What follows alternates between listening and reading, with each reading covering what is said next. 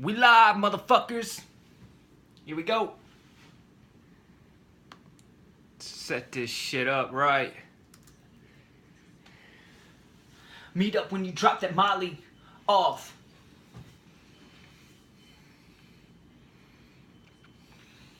Come on, you gotta get up. You gotta get up. You gotta get up. Guinness, motherfuckers.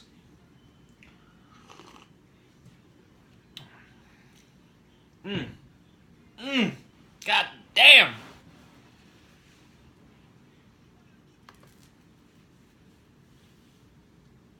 Yo. Whiskey Sick Podcast all up in your motherfucking ass. I be your boy, Seth Geko, a.k.a. Moody Hank. And that's it. I'm rolling solo again, man. Rolling dolo. Holding the fort down. If y'all remember, last week we had Whiskey in the house, and he gave me a whole bunch of shit about not being able to do the podcast, this, that, and all this other nonsense, bullshit, whatever. I called him out, told him he was full of shit, and here we are again. So, show must go on, as always. Always keep it rolling. We got a lot of shit to talk about. Damn. A lot of fight talk. Your boy went 5-2 last night.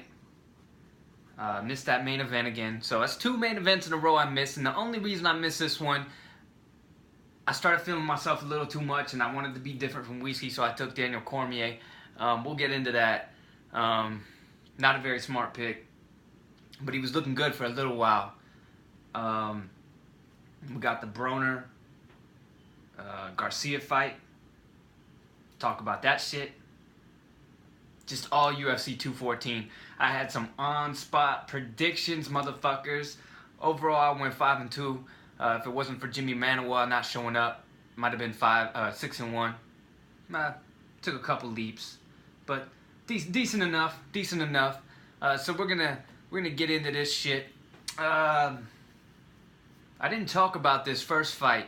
Was our boy, who the fuck was it? Hold on a minute. Brian Ortega. That's right. Brian Ortega, he fought Renato Moicano.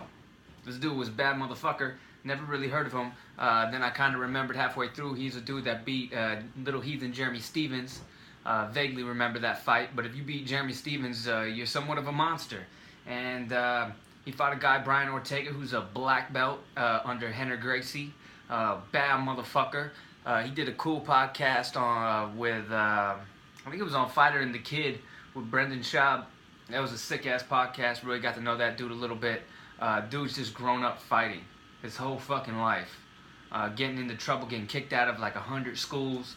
He's from like the Anaheim, LA-ish kind of area. Basically, he was born to fight, and here he is. I think he's undefeated. What's his record at? I know he's undefeated. I don't know how many wins he got. He hasn't fought in like over a year and a half. He fought Clay Guida his last time out. Kneed him in the face after he was kind of down. I think he was down 2 rounds in that fight. Pulled some shit out of his motherfucking ass. But he did the same here. When Conor started taking over, it was really even in the first round. It was all striking. Basically, Brian Ortega's whole fucking corner was telling him, begging him, pleading with him to take the fight to the ground. He refused to do so. Second round, he started getting boxed up, Willie. Just getting pumped all over the goddamn octagon. Third round, little more of the same. Then this Renato Moicano dude started gassing out. And he made the Conor McGregor, Nate Diaz 1 mistake and just shot in on some bullshit. Not sure why you're shooting in on a guy named T-City, which is a ode, paying homage to how dope he is with triangles. He didn't catch him in a triangle, but he caught him in the cleanest guillotine you could ever catch. And he was probably, Brian could have been down another 2-0. It could have been 1-1 at best if they gave Ortega the first round, but it wasn't looking good for him in that third round. Catches him in the guillotine, it's all she wrote. So Brian Ortega was number 8. Moving up the ranks, dude's a bad motherfucker. Keep your eye on that, dude. Moving right along. Renan Barão versus Aljamain Sterling. The first one of my correct predictions. Barão, well, we already know a little bit about Renan Barão. TJ Dillashaw Shang Tsung that motherfucker a few years ago. Stole his soul, snatched it right out of his body, not once but twice. Fatality, finished that motherfucker. That was the end of Renan Barão. It's never been the same since. Went up to 145, got that ass beat, slapped around by Jeremy Stephens, came running right back down. Like I mentioned, I was a little bit off on this one. I mentioned that Barão wasn't allowed to make the 135 pound by the commission, and I was right, but it was a catch weight at 140, which sucks for Aljamain. It gave Renan Barão a little bit of an advantage. He's a slightly bigger dude. But basically, your boy Renan Barão would have never been champ if Dominic Cruz never got injured. If Dom didn't go through those series of 3-4 years of blowing out knee after knee after knee and hamstring and whatever the fuck he went through, Renan Barão, I said it a million times, Renan Barão would have never been the champion. And it only took TJ Dillashaw to come up, and I thought Renan Barão was on like a 10-year undefeated streak. I thought he was one of the most overrated motherfuckers. Definitely the most overrated champ in the last several years. Very vanilla, very straightforward. This dude Aljamain Sterling didn't give a fuck about him. Didn't respect him in that ring. Just started moving and grooving on the dude. Just beat his ass. Beat his ass all sorts. Either rounds 1 or 2 was a 10-8 round in my book. I had it 30-26. I didn't have that shit even close. So Aljamain Sterling gets a big dub. Maybe Sterling should go up to 145. I don't know. He looked pretty solid at 140.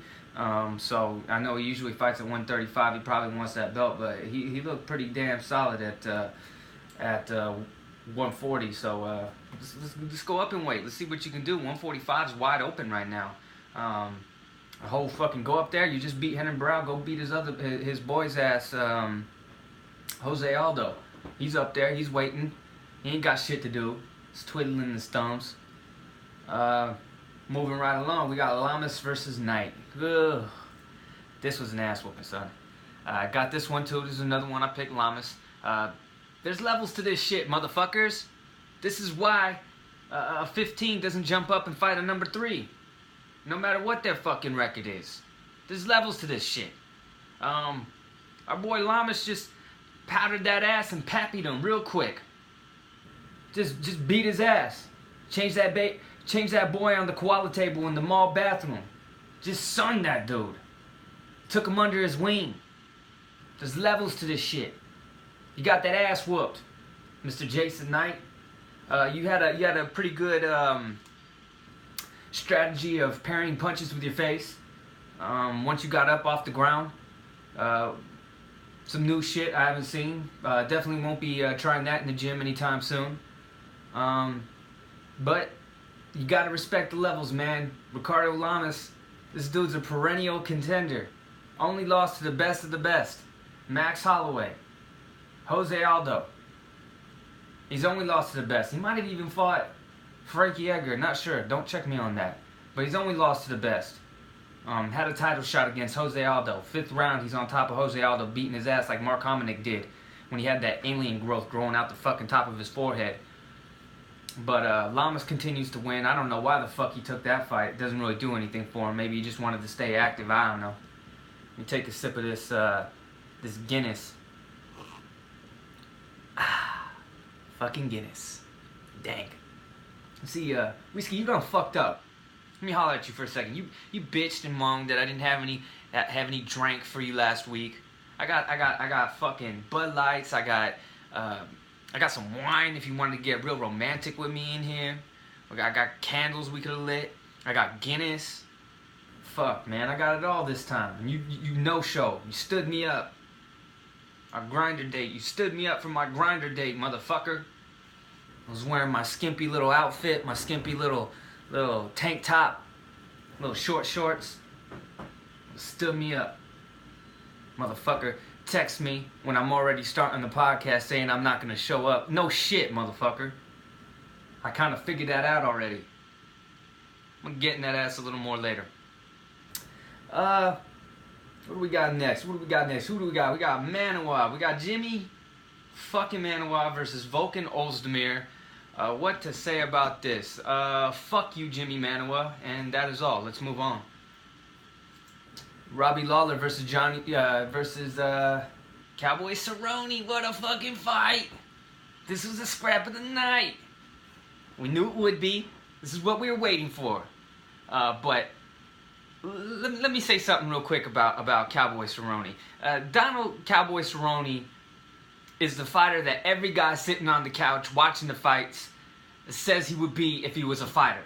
Like when he's at the bar and he's faded up, you know, after a couple PBRs, he's chit-chatting with his homies at Buffalo Wild Wings. He's like, I'd be like Cowboy Cerrone if I was a fighter. If I was in the UFC, that's who I'd be. I'd be that fucking guy. Everybody automatically assumes they'd be the baddest motherfucker around. They'd be taking all the fights. They wouldn't be turning down shit.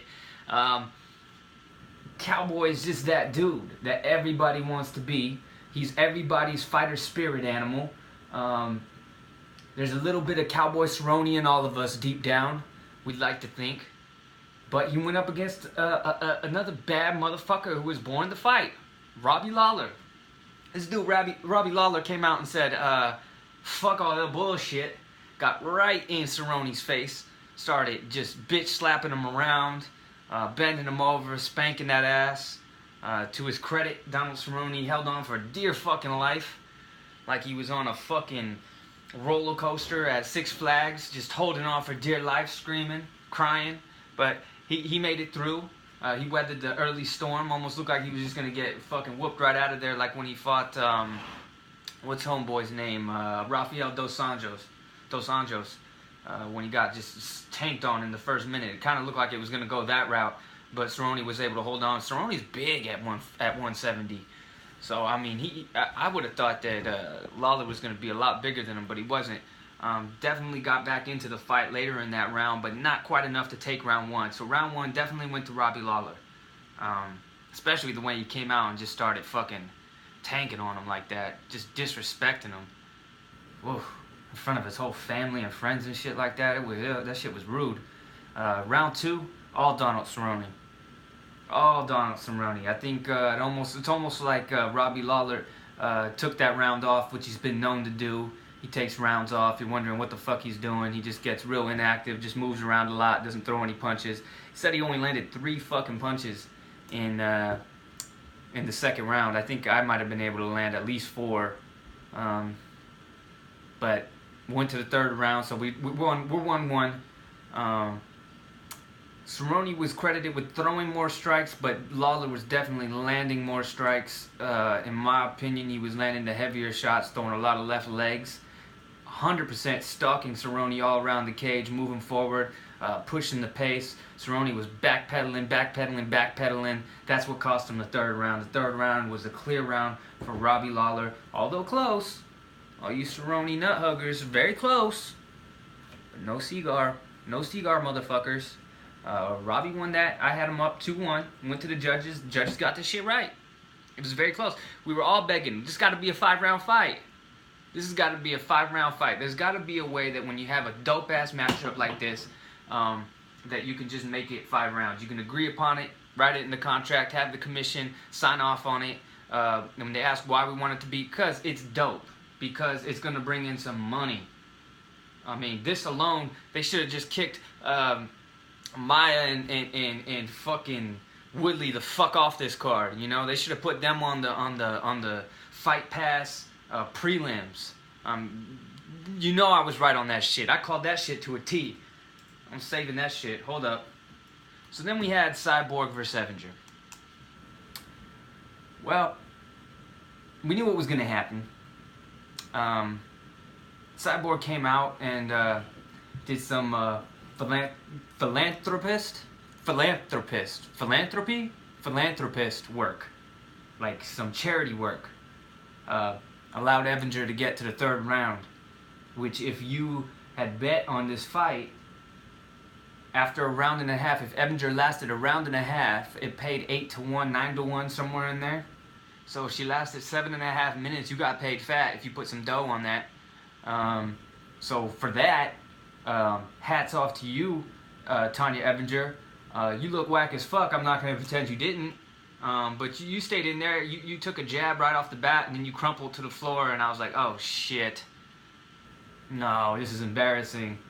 But I even think that she knew that this was embarrassing. I think she was planning to just get her ass up out of there, collect a paycheck and get out of there. But she's like, this is pretty bad. I think she just knew when she was sitting on the canvas, like, yeah, I can't go out like this. So props to her for getting her ass back up. Very, very odd style. I don't even know what her style is, but you know, she hung in there. Basically, Cyborg let it go to the third round. She just wanted to get some work in, you know? She just wanted to showcase a little bit. She just wanted to show people. She didn't want to be in there for another minute. I mean, you're preparing for these fights for months, especially her. Nobody wants to fight her. They finally get somebody that wants to fight her, and she doesn't want it to be over in 30 seconds. Who the fuck wants to train for months just to have it all end in 30 seconds? So this was total charity case for Cyborg. Just really didn't want to put it on her. I don't even think she wanted to finish it in the third round. She just happened to hit her with the right hand, and that was it, you know? She basically, she just wounded the gazelle. She bit the gazelle in the ass and just let it bleed out, and then just stalked her, you know? Trolled her on the internet and shit until she couldn't take anymore, and then just put her out of her fucking misery. On some, Cyborg was on some, like, Jack the Ripper, taunt the police with body parts in the mail type shit. Just some ruthless hooligan shit. Just letting her know that I could finish you at any time. Just stringing her along, you know, puppet mastering her, Tania Ebinger. Just creepy. It was creepy how she was just making her believe that she could, that Tania actually stood a chance and started feeling herself a little bit for getting to the third round. And then she just dropped the whammy on her and put her out of her fucking misery. But, Tania, hats off to you. No, the previous champ refused to even get in the fucking cage and just dropped the belt on the fucking ground and walked away and said, I don't even want it. So props to you, 135-pound Invicta champ. Goes up 10 pounds to fight a fucking monster who I've seen in real life.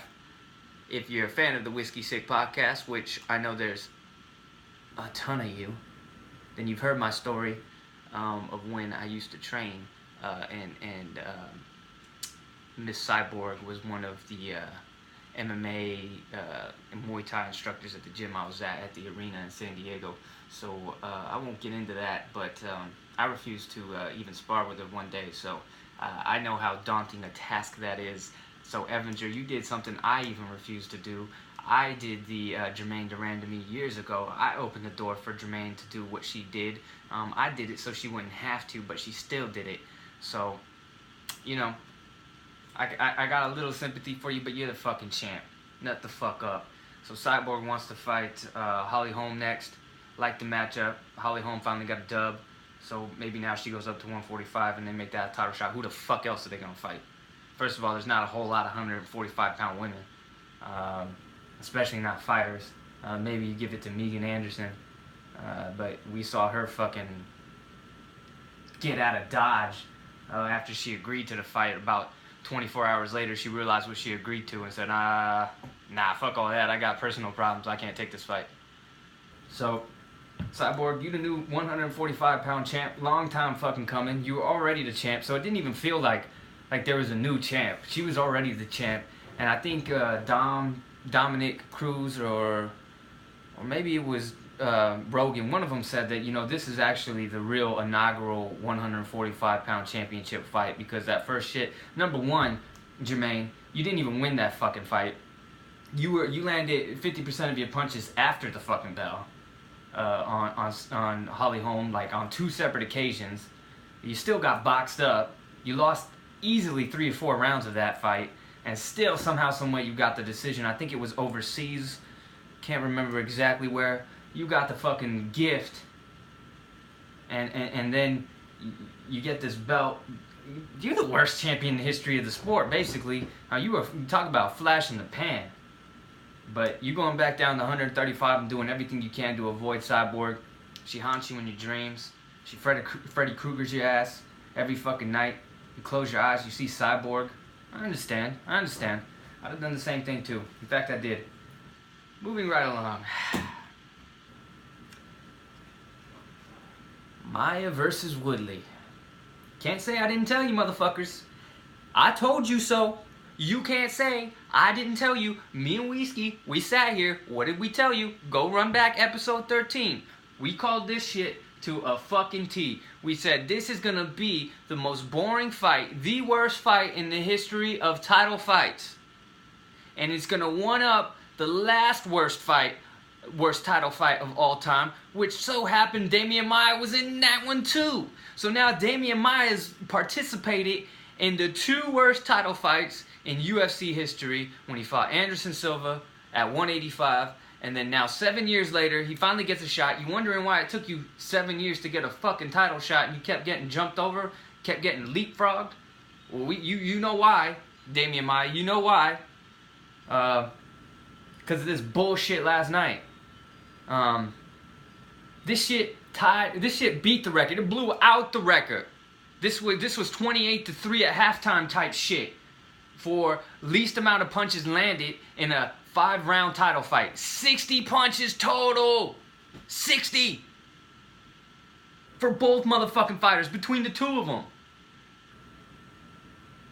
Damn. That's crazy. Basically, Tyron Woodley, he bitches, he moans, he plays the race card at every turn, at every corner, every left turn yield he comes across. He plays the race card, screams that he's being treated inhumanely and all this other bullshit that he wants to throw out there. Look, dude, you're the worst title holder right now. Period. And I don't mean like you have skills, you just don't display them. You refuse. You can say what the fuck you want about the tactics and you didn't want to get taken down. Yo, after the first round, after there were 22 failed takedown attempts by Damien Meyers, I'd say about 15 of those were in the first fucking round. So after the first fucking round, you had no excuse to not go balls to the wall and just blow this dude out the water at that point. Especially after the second and third round. Damien Meyers, when he fought LaFleur, I forget dude's first name, years ago, it was a 5-round main event when they first started doing main events at 5 rounds, was like laying on his back in the 4th round and the 5th round, trying to pull guard and just laying on his stomach with his hands behind his head like he was going to do sit-ups and shit, begging LaFleur to come into his guard because he was so gassed out. So after the 3rd round, you know this dude has no tank. After fucking 20 some odd failed attempts, you could rest assured he was not going to get you down to the ground, Woodley. It's time to put the pedal to the metal and put this dude away. That's what real champs do. I understand playing your game plan, sticking to it, trying to stay on your feet, fight off all these takedowns. You know, you look great. You did fantastic with that. But then you threw like 1 punch a minute. You threw 1 fucking punch a minute. Even Damien Meyers was landing left hands on your ass. I'm looking at this, I'm like, how the fuck did Robbie Lawler lose to this guy? The luckiest shit ever. Hits him with a fucking right hand right off the bat, and that's it, you know? Sometimes luck just changed somebody's whole life. And now he has 3 straight title defenses. The last 2 were 2 of the most boring fights ever. I'll give you the first Wonder Boy fight. That was a good-ass fight. But after that, you start backing yourself up against the cage and refusing to fight and refusing to engage. The crowd was trolling these fuckers in the middle. Yo, I love Anaheim, first off. Second home to me. Grew up around the area when I was younger. My pops was in the military at El Toro Marine Base back in the day, in Tustin and all that shit, if y'all remember. I'm an Angels fan. Love Anaheim. And them motherfuckers showed out last night. They were bored out their fucking minds. So what did they do? You know, in rock concerts where they hold the lighters up, but that shit's old school. So now they hold up their cell phones and hold it up like a light during a slow song, during like a serenade, an acoustic performance. You know, just something real slow and melodic.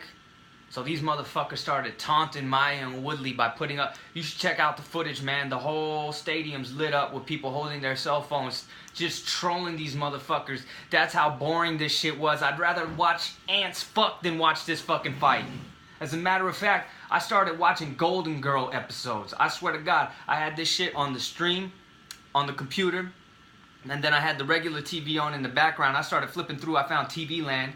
They had motherfucking Golden Girls on there. It was the episode where Blanche gets tossed up by the mailman and Rose gambles a paycheck at the bingo hall. That shit was way more entertaining than this. I couldn't even stand this shit. Fucking went, took a shit, read some memes, got on Instagram, came back, still only the third round, like fuck, what am I gonna do now? Went and made some fucking mac and cheese, chopped up some wieners in there, threw it in there, mixed it up real good, real proper, came out, ate that shit, come back, still 2.5 minutes left in the fourth round. I didn't know what to fucking do with myself. Started flipping through the channels, found a dope Vice show that I'll be talking about later, found the Vice episode of the week. Just did a lot of shit. I was real productive during the Woodley-Maia fight. I got a lot of shit done. Filled out some job applications, trying to upgrade and move on. Just a whole lot of shit I got done, man. So in a way, I kind of owe Woodley and Maia for giving me a break and allowing me to get some shit done. But that shit was whack as fuck. Whiskey and I sat here, we told you it would be. Anybody who thought otherwise, and all you buster-ass, Chauncey-ass motherfuckers online on bjpenn.com and all these other little fucking troll-ass websites saying that those who didn't enjoy this fight are just not MMA fans of MMA. They don't understand the intricate techniques that are involved. Fuck you. Fuck you, you little fucking... You PC little man bun, Chauncey ass little buster babies. That shit was whack. You can't justify that shit. That shit was whack. Homie failed 22 times to take him down. At some point, he just started lunging at his legs, at his ankles like a little chihuahua, and laying on his knees, on his hands and knees. Like Woodley could have just started blasting him with punches at any time, and he refused to. And then at the end, it was so bad. Dana White couldn't even hold back his misery. He said, fuck that fight. He said, fuck that shit. He said, that was the worst shit I ever saw. He said, as a matter of fact, GSP, he ain't fighting at 170. I was going to make him fight Woodley at 170. I didn't want him to go up and fight at middleweight. But now I got no choice. Woodley, you fucked up so bad. That shit was so whack that now we have to watch GSP fight Michael Bisping at 185, which he's never fought at. We already have an interim champ, so we don't gotta. We can't see Bisping fight Whitaker, which I wanted to, because GSP is probably gonna win that fight. So I don't get to see that fight, and then GSP is gonna probably relinquish the belt and then go down to 170. So I'll never get to see Woodley pappy that Bisping ass. So fuck you for that. You were so goddamn boring that you know he can't. Dana White can't even risk having another stalemate, you know, because that's kind of a clash of styles right there. You got GSP who likes to do takedowns, but I mean, I guess that would have been a boring fight anyways. But you got to think that GSP would have at least outpointed him on the feet. But just fuck that fight. You could just throw that out of the whole UFC library. You never need to see that again. You never need to see that on Unleashed, UFC Unleashed, or any of those shows where they replay all of the UFC Reloaded shows. If you're on Fight Pass and you go back into the archives and try to find this fight, it won't be there. It's stricken from the record books. That shit was just doo-doo butter. R. Kelly doo-doo butter. Get rid of that shit. Main event. So, I let my emotions at the time dictate my pick. I was all for Jones. And then at the end, I started feeling a little crazy because Whiskey picked John Jones, so I wanted to be a little different. I wanted to stir the pot, so I went with Cormier. I picked Cormier the first time too. If we're being honest here, I feel like I can be honest with you guys. I picked Cormier, and to be honest with you, I had Cormier winning the first 2 rounds. Jones came out each of the first 2 rounds came out real aggressive, pushing the pace, doing the damn thing. But Cormier was landing the heavier shots. Cormier was landing heavy shots. Uppercuts knocked Jones' mouthpiece off right at the get-go at the clinch. Cormier really fixed the clinch. He was landing big punches in the clinch. He wasn't getting dominated in the clinch like he was in the first one. Now, they both kind of took each other down throughout the course of the fight. Nice trip from Cormier. Cormier got taken down in the first round but rolled out of it real quick, so it wasn't quite a takedown. But I thought Cormier was doing the damn thing. He was fighting a perfect fight, but what caught him in that 3rd round is he kept trying to like scoot back from the leg kicks, those cheap ass ACL tear little stabbing kicks that Jones does, and a lot of these other fighters have started, you know, utilizing, which I think should definitely be illegal. The same shit that Yoel Romero was using against Whitaker that blew out his knee in the first round. It's only a matter of time till somebody blows their knee out and never fights again because of that bullshit. But Jones is doing that over and over again. I think Cormier started throwing some himself, but he was kind of like scooting back. But in doing so, he'd kind of kick out his hips and his head would come down. And Jones just, man, he looked good at times. And he can throw that lead left leg out of nowhere, man. He can bring it up with no tell. There's no wasted movement. It's quick as fuck. He lands the kick. He lands it clean. Nothing but shin across. Cormier answers the shin phone. And he looked like a backup dancer in the Thriller video. He looked like one of those zombie dudes in the background, just fucking wobbling and shit. And you're like, oh no. Oh no. You knew what was gonna happen. It's like watching 48 Hours and the investigators find actual video of the murder, and you're watching this shit and you know what's about to happen. That's what this shit was. And Cormier just gets obliterated, just gets smashed out. His head's tucked between his legs, stuck inside the fence or some shit. They had to like pry his head out of the fence, I think. He got up like minutes later and thought the fight was still going on, was protesting the stoppage. Cormier, if you're listening, we thought you were dead, homie. We thought Big John let it go a little too far. And you get up on that street, you know.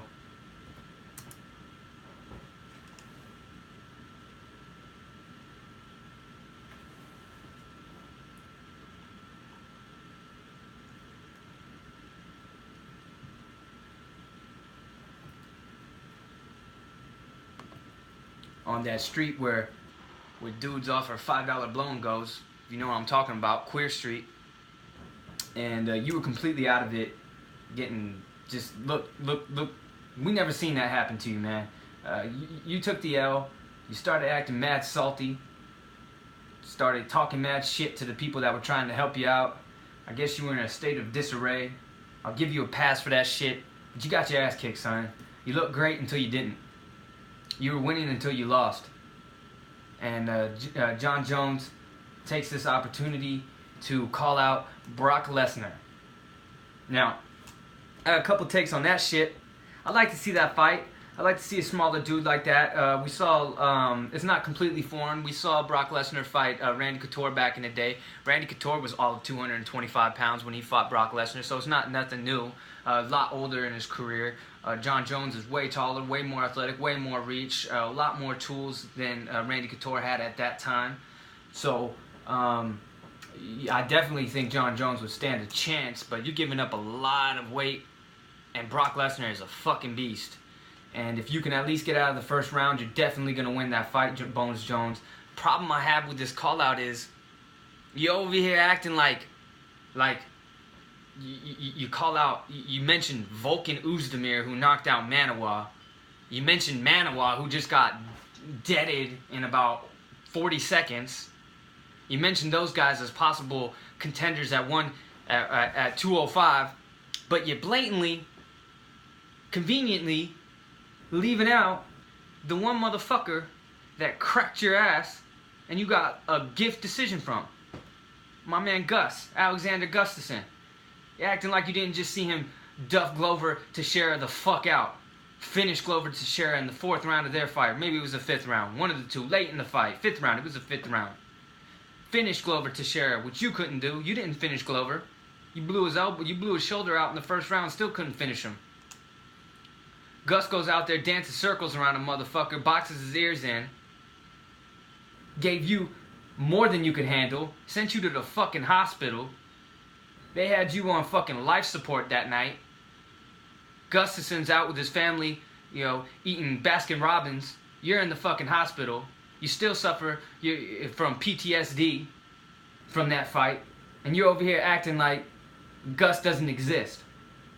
Calling out Anthony Joshua and Vladimir Klitschko and Brock Lesnar, and every fucking name in the book, except for the one motherfucker you know that's gonna crack that ass again.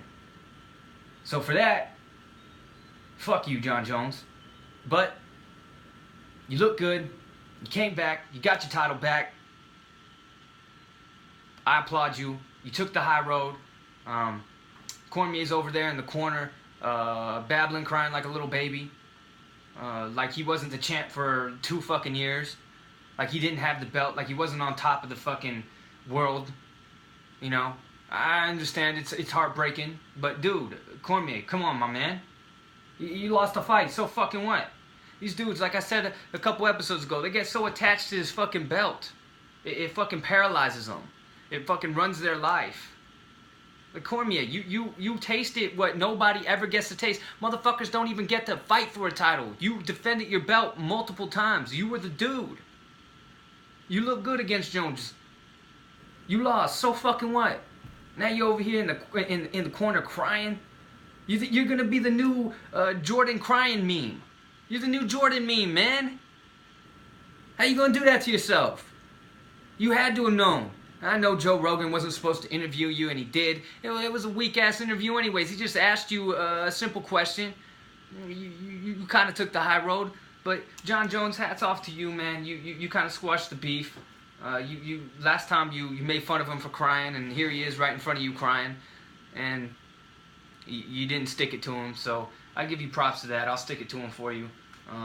You just memed yourself for eternity, Daniel Cormier. You fucked up on that. You were better off just running out of the cage and going straight to the locker room, which we thought you were going to do anyways. So, Jon Jones, the new, and again, 205-pound champion. Don't you start Floyd Mayweather and my man Gus, though. Show the fuck up. Fight Gustafsson. Brock Lesnar is still on that USADA suspension. Then he's got to come back after I think in November he's cleared. And then he has to go through 6 months of clean testing before he's even cleared to fight. So you can't even fight this dude until like, I don't even know, May? April of next year. Earliest you could probably fight him, May. So you're definitely going to have to fight before then. And there's nobody except for Gustafsson. You ain't fighting Oezdemir, homie. This dude he has 3 fights in the UFC and about 1 minute total octagon time. I don't know. He looks okay. I mean, he touches people when they go to sleep, but his skills don't look very good. He don't look technical at all. He just looks like he prays and just throws punches and people just fall down in front of him. Manawa. Fuck you, Jimmy Manawa. That was my first wrong pick. So the picks I missed on this card were Jimmy Manawa getting deaded up Willie by Volkan Oezdemir, and then I picked Cormier, who got deaded up Willie by Jon Jones. I got all the other picks right. Off camera, I picked the T-City over Moicano, but I won't take credit for that one because I didn't put that on wax on the last episode. I did get another fight. So actually, I went 6-2, but there's a little asterisk next to the Broner versus Garcia fight. I did pick Garcia to win that fight, but I said that it would be the bet of the week to put some money down on Broner. That was before I knew Chavez Jr. was going to show up in blackface in place of Adrien Broner and do absolutely nothing for 12 rounds.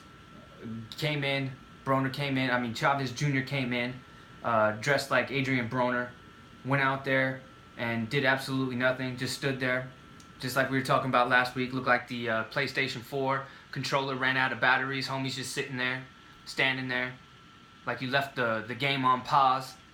And my man Mikey Garcia, who hadn't fought in 2 years, improved to 31-0, 37-0. I think he was like 36. He's a lot no. He's never lost. We don't even know how good he was because Broner didn't even show up. The dude who yip yaps, skip scaps, gum flaps the most, dances his way down into it makes a fucking scene on his way down into the ring, didn't even show up. He just stood there. He got boxed up. I had him. My stream for that one was kind of weak. It was real glitchy, so I didn't get to see it in its entirety. I don't even care to go back and watch it. I'm going to barely give it a nod over the Maya Woodley fight, just a little bit better. But basically, Broner, you laid a fucking egg. This dude came down in weight, you went up in weight, you guys met there because there was nobody really for you guys to fight at this time, and you just mailed it in. So I was a little wrong on that because I said it would be a good bet to make money with Broner being plus 260. I was wrong, but I did pick Garcia to win that fight. So for the weekend, I was 6-2. So if you roll with your boy Seth Geko, aka Moody Hank, you could have made a little bit of dough. Could have made. So the next one, the next UFC, I think it's a fight night. I think it's Anthony Pettis' brother, Sergio Pettis is scrapping. Forget who he's fighting. We'll talk about that shit on another time. I think that's pretty much all of the fight. Let me roll through my little Rolodex here. Yep, that's pretty much all of it for 214. I gotta touch on this a little bit. I meant to be touching on this a couple weeks ago. This dude Oscar De La Hoya, my man. Would you shut the fuck up already? This dude sounds so salty. He sounds like a fucking bitter Sancha. Just a side piece that's just been forgotten about. The side piece that fell in love. The disgruntled side piece that's threatening to out the side dude.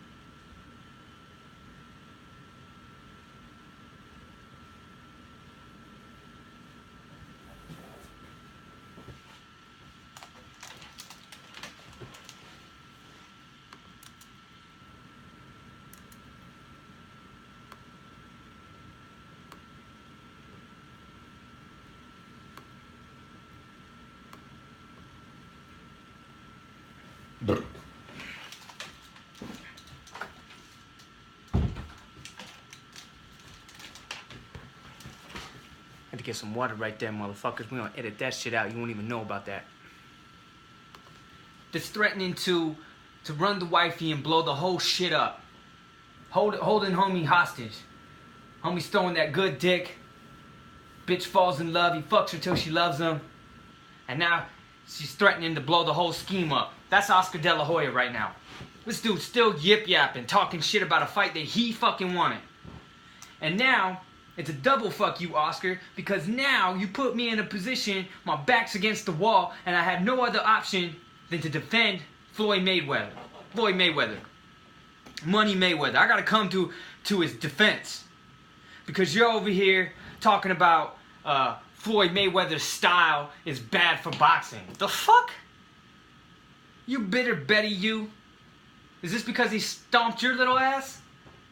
You gave it all you could and came up short? What's the real reason why you hating? Bad for boxing. because he's the best defensive fighter in the sport? I'm sorry, man. I thought the whole idea, the whole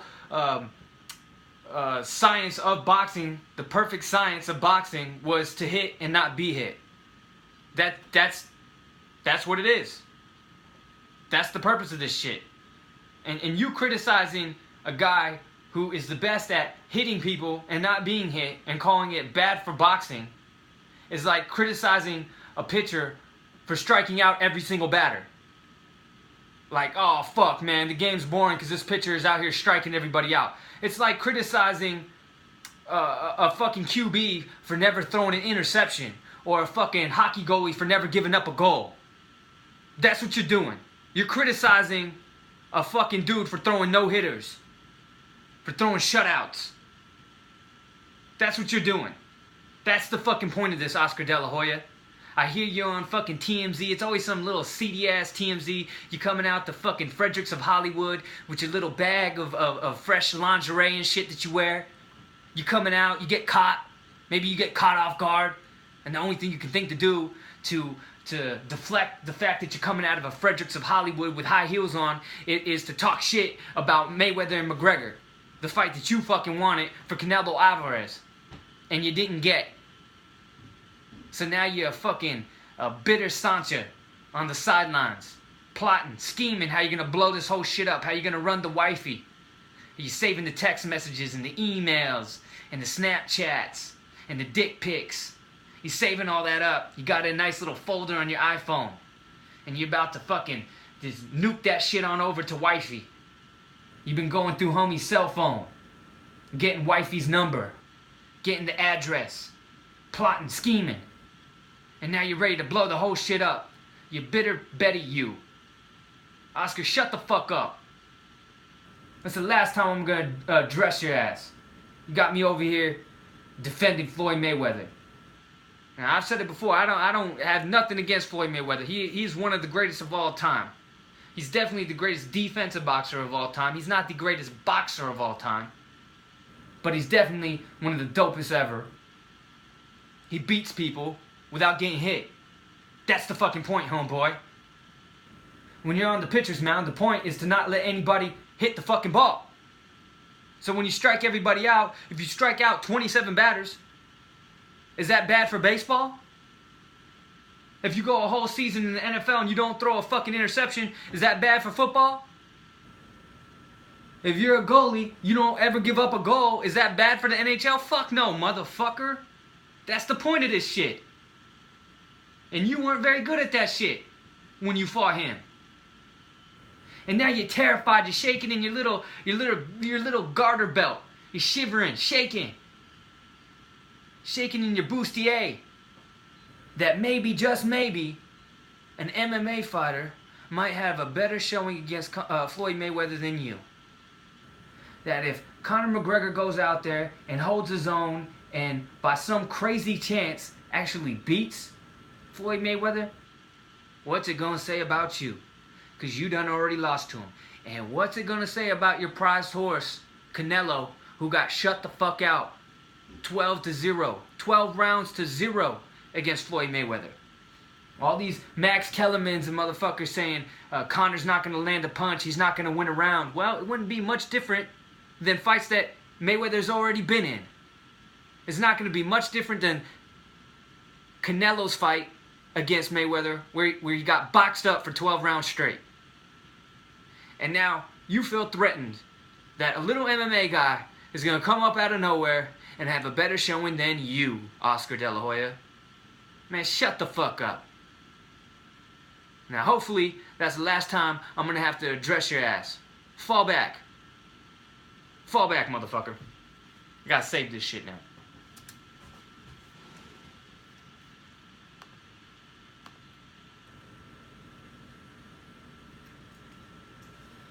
Alrighty.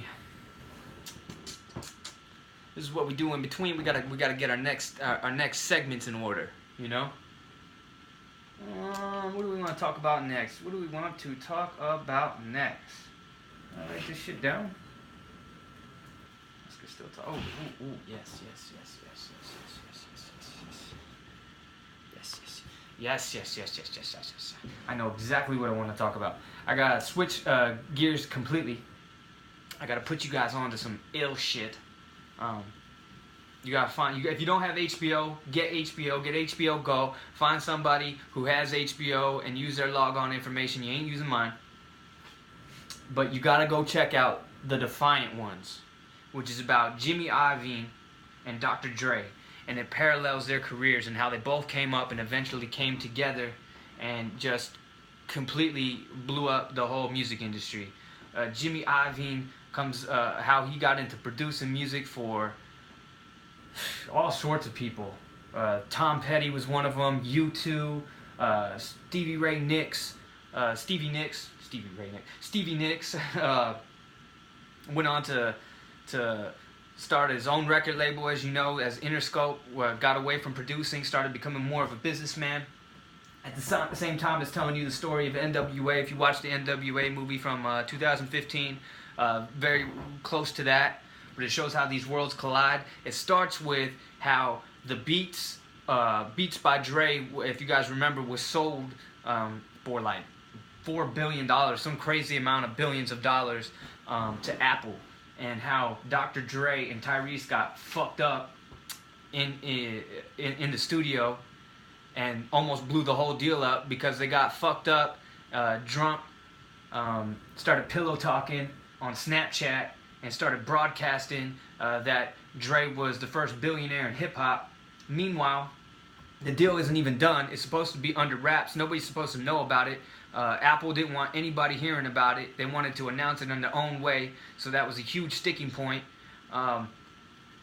Jimmy Iovine's over there having a phone conversation, or is having like talks with Apple as they spoke, and somebody comes in and tells Jimmy Iovine that Dr. Dre and Tyrese are wilding the fuck out and put the whole shit on blast. And the whole thing almost came to a screeching halt. Dr. Dre calls it one of his most embarrassing moments because he almost fucking pillow talked his way out of $1 billion or $2 billion, whatever his cut of it was.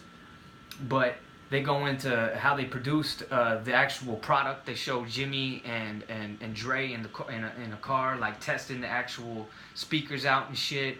And they just go deep into the whole NWA and then the whole how Interscope came to be. It's fucking dope. It's a 4-part series. I'm actually only even done with the second episode, so I haven't even got to the point. I've got to the point where NWA breaks up and where Jimmy Iovine went on tour with U2 and then decides during the U2, those U2 dudes, Bono is apparently wild as fuck, wild for the night, and he can't take it no more. Iovine can't, so he starts wanting to do business shit and kind of steps away from the whole production side. And then now we're going to get into those two meeting and creating Aftermath Records. And then the last episode, the grand finale, is your man Slim Shady, Eminem, aka Marshall Mathers, coming into the mix. And you think about it, Dre said it best. He said every time he kind of ran into a roadblock in his life, the perfect person will come into his life. You know, when the world-class Wrecking Crew was falling apart and kind of went as far as it was going to run, he met Eazy-E and Ice Cube and those dudes and formed NWA. When NWA starts to go down, the DOC introduces him to a guy named Suge Knight, who introduces him to Tupac and Snoop Dogg. And then when they run through all that in Chronic 2000 and in the late 90s, he runs into a guy named Eminem. And you can even go further where M and Dre run into a guy named 50 Cent. And, you know, 50 ain't the music dude he was back in the day, but when he first came out, he was a whirlwind. He was a tornado. So you think about all the acts that this dude has had, and then now even Kendrick Lamar, even after 50 Cent, now he runs into Kendrick Lamar, and now he's got Kendrick. So just the perfect people have always fallen into Dr. Dre's lap and just made a crazy career. And the same with Interscope with Jimmy Iovine. You know, he puts this together, gives Dre a spin-off label off of his shit, and lets him run with it. And then he goes and finds all these talent and brings it under the umbrella of Interscope. So Jimmy Iovine's over here sitting pretty. He's a fat cat, just killing shit. You gotta watch this shit. It's called The Defiant Ones. Jimmy Iovine was on Howard Stern a couple weeks ago promoting this shit. Way interesting dude. You wouldn't even believe the songs that he helped produce, the albums he helped produce. Just his imprint on music is crazy. He found himself early on when he wasn't even an engineer. He didn't even know how to engineer a fucking record, and he finds himself in there with homie from the fucking Beatles. What's homie's name from the fucking Beatles? Dude, don't crucify me for this. Hold on a second.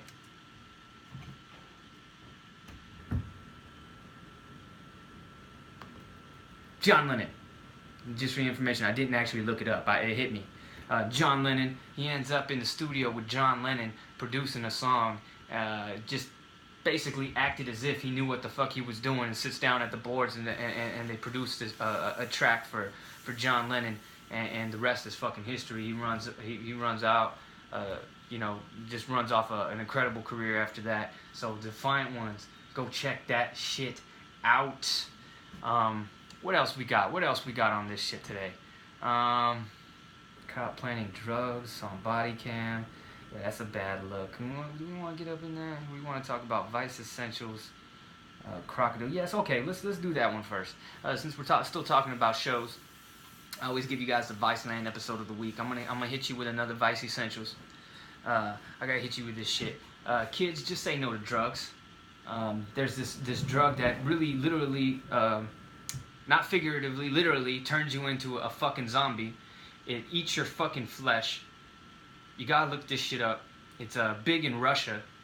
It's made with, like, I don't even know what the fuck it's made. It's called Crocodile. Like crocodile, but Crocodile. Krocodile. Go look this shit up if you haven't heard of this shit. But basically, it's made with, like, all sorts of kinds of chemicals that are cooked up and injected into the veins, and it literally eats your veins. It slowly eats your veins from the inside out and eats your flesh. It's a flesh-eating drug that eats your flesh from the inside out. These dudes are walking around with exposed bones. Homie's injecting this shit in his I don't know where the fuck he's in his butt, wherever the fuck, and his legs are like have exposed bones. Like the calf muscle is gone. Like you see straight to the bone. The shin is just, there's no skin on it. And these dudes are doing this. They say that heroin addicts have a life expectancy of 4 to 7 years, heavily addicted to heroin. The life expectancy of somebody addicted to Crocodile, less than a year. This shit kills you in less than a year. They interviewed these motherfuckers in Russia. Russians are crazy. I don't mean any negative about it, but y'all motherfuckers are crazy. You're crazy fighters. There's no fear. You do crazy shit. I see you motherfuckers out there, and now you're doing this Crocodile shit. And this shit just popped up about in 2002. Siberia, I guess there's no shit to do. Spread throughout the country since. With several drugs are quickly and harshly addictive, physical damaging, sets a new standard for fast destruction of mind, spirit, and body. The medical name for this drug is desmorphine. I got that shit. That sounded like Floyd Mayweather right there. Damn, you carrying a school book for you can't even read. It's made at home by acquiring codeine, sold over the counter for headaches, cooking it with paint thinner. Right there, I stop. You're cooking codeine with paint thinner, gasoline, hydraulic acid, homie. The fuck? What does acid do? Corrodes, eats. The fucking, it's gonna eat your skin up. What the fuck are you doing? Hydraulic acid and iodine. And the red phosphorus from matchbox strike pads. So that red shit on a fucking match that catches on fire, that sparks, that's added to this shit. It's the resulting liquid is injected into the vein. The high from this drug lasts 90 minutes to 2 hours, and it takes about a half hour to make the drug. So Crocodile Addict does little other than get the ingredients and cook up the drug. Check this shit out. I mean, this shit is crazy. They were interviewing this lady who had 2 sons that were basically brain fucking dead. They were brain dead. They were vegetables. They looked okay from the outside. The face did, at least. Their legs were completely eaten away. And this is how the interview went with this dude. They said, the interviewer says, so how long have you been addicted to Crocodile? And the first boy answered, that was his answer, I quote. That was in quotation marks. He can't even talk. The motherfucker can't even form words. They asked the other dude, what first got you into this? Why would you do this? You saw other people all fucked up off this shit. You see them walking around missing legs and shit. Why would you do it? He's like, and that was the interview, man. It summed it all up for you. Brain dead motherfuckers. These dudes are walking around like zombies, missing limbs and shit. So kids, stay the fuck away from this shit. I never thought I'd be recommending spice over another drug, but fuck with spice. Go smoke some fucking potpourri over this Crocodile. This shit is no joke. Stay the fuck away from that shit. Last but not least, we got a dumbass of the week. Complete dumbass of the week. Giving bad names to the hard-working men and women of the police forces. We all know how touchy this subject is. A lot of crazy shit. A lot of ill-ass shit going down with police officers all over the country. The few are the bad apple spoiling the bunch. We got another individual here. Where's this dude from? I think he's from Baltimore. He's from Baltimore Police Department.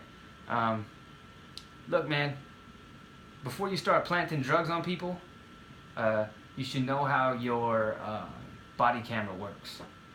You know what I mean? Like, you should know how your equipment works. There's a fail-safe on these body cams where it starts recording. It's kind of like your iPhone, and you got that live picture. It starts recording 3 seconds before you actually push the button. Well, these fucking body cams start recording about 30 seconds before you hit the button. That's for motherfuckers that are into some shit and want to, like, hide it and then turn their body cam after the shit has already hit the fan, and then they can act innocent. Well, this motherfucker, he's in the backyard. I'm assuming he's trying to serve some warrant, or he's after some suspect. He's got a little baggie, this officer of something, some white shit, I don't know.